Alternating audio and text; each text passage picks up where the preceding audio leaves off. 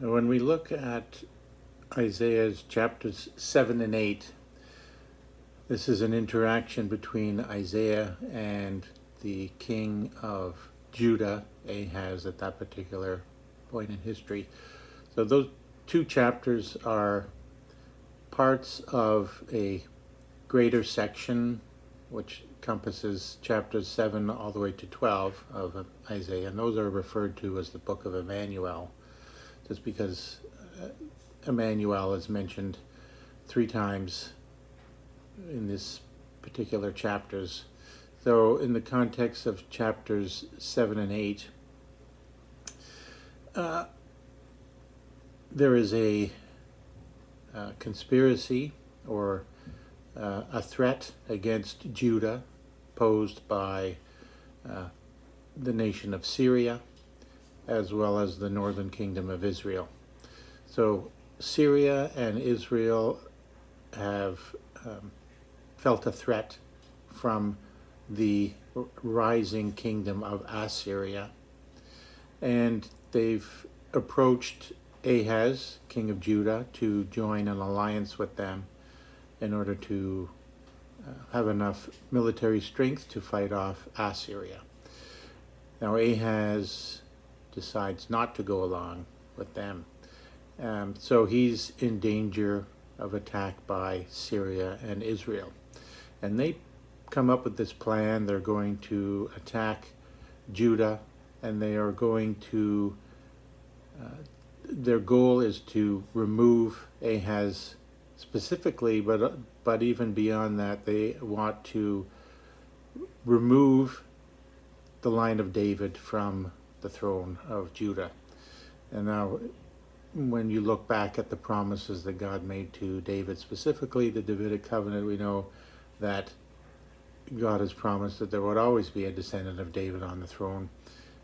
So this particular plan, this plot, is a direct attack against God's promises. So God is going to step in to the scene and protect or deliver Judah in this particular instance. So God comes to, his word comes to Isaiah, tells him to go and speak to Ahaz and deliver a message. And the message begins with an offer to Ahaz from God that says, test me and see if I'm not faithful, in that you can rely on the promises that I've made and that I will deliver you. You do not need to look to external military strength or worldly strength in order to defeat or to fend off this potential attack by Israel and Syria. Ahaz's mindset is to actually look to Assyria as kind of a savior in this particular context to fend off Syria and Israel. So when this offer by God comes to Ahaz, Ahaz gets a little bit righteous perhaps, and he says, oh no, I'm not going to test God. So with that offer refused, Isaiah says that, well, if you are not going to have a sign, then God will give a sign. And that is, the famous passage in Isaiah 7 about the virgin bearing a child and his name being Emmanuel. So that's one of the instances we see of the name Emmanuel in this section of Isaiah. So that's kind of a long-term prophecy. And then the remainder of chapters 7 and 8, Isaiah gives some near-term prophecies related to what's going to happen to the northern kingdom of Israel, what's going to happen to Syria, what's going to happen to Judah. So we know that Assyria is going to come and they are going to defeat Syria. They're going to conquer the northern kingdom of Israel. and they are going to pose a threat against Judah as well. But that is not able, or their attack does not come to, the completion that they would seek, because God steps in to that, because in this particular instance, Assyria is being used as a tool by God as to bring about his judgment on Syria and Israel. So we know that's going to happen. And then there's hints there about what's going to happen to Judah and the entrance of the kingdom of Babylon, which is on the horizon, which is hinted at in these chapters as well. So in part of this, Isaiah has two children. The first one that he brings with him to meet Ahaz is his son Shear-Jashub, and his name means a remnant will return. So that's the tie-in to this subject of the remnant of Israel. So from birth until old age, God has promised that he's going to sustain this remnant of Israel. So we know right from the birth of the remnant coming out of Egypt all the way until the end of the tribulation, God is never going to let the remnant fade away or become non-existent. It's going to be sustained. Composition changes because the essence that we need to always remember when we're looking at the remnant, the essence of the remnant is those in Israel who believe what God has revealed.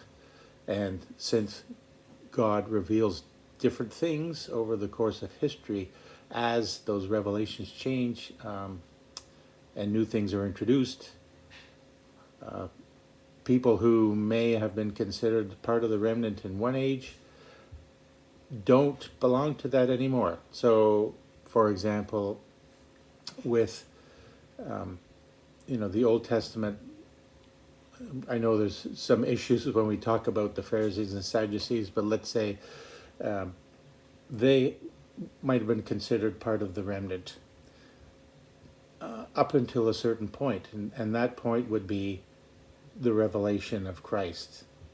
So with the revelation of Christ, only those who accept that revelation would continue to be part of the remnant. So, rejecting the messiahship of Jesus, anybody that, was a part of the remnant in Matthew 11, say, by the time we get to after the rejection of his messiahship in Matthew 12, they wouldn't be considered part of the remnant anymore. So as part of the prophecy that Isaiah delivers to Ahaz is another son.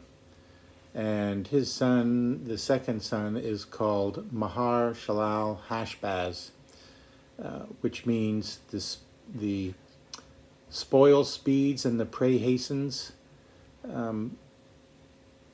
It has the idea that when the armies are going to be coming in to the nation attacking, these attacking soldiers are going to be chanting these kind of words, these things to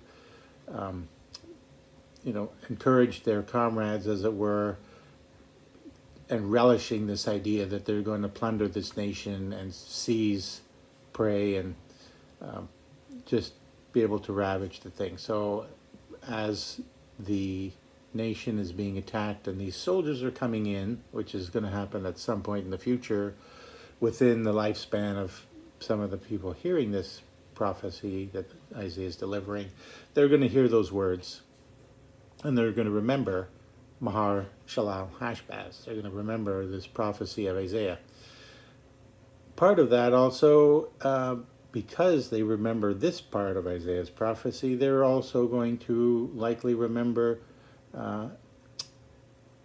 Shear-Jashub.